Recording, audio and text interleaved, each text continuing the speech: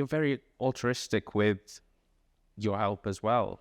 Is there a risk to an industry that runs too much on that altruism? Yeah, I mean, I have learnt over the years that my connections and my friendships with people are actually a commodity. And when I was younger, I would always be like, oh no, I know that person, I'll get in touch with them, and I'd go off and do something. And then, it could have been a collaboration, and you then start seeing how other people work, or people outside of the fashion industry, because it was very normal in the fashion industry to not get paid. Not necessarily normal for not getting paid to do an introduction, because that wasn't really something that was seen as a skill at the time.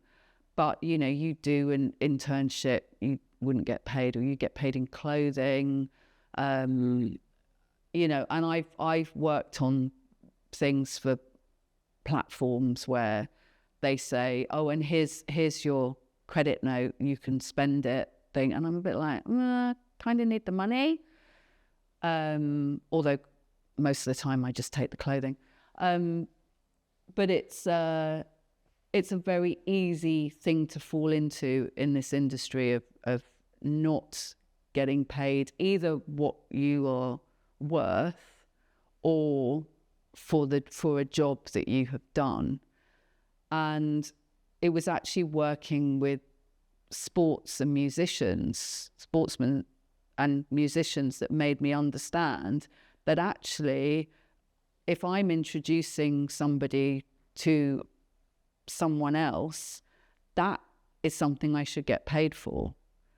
And it took me a long time to actually learn that having a network and having a skill of thinking of how to put people together and how to do collaborations and stuff is something I should earn a living from or earn a wage from. But for many, many years, it was sort of like my address book was open.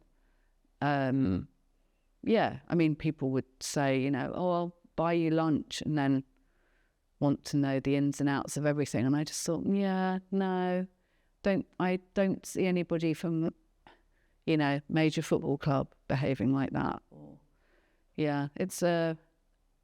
It's definitely a learning curve, and it shouldn't be as hard as it is in this industry.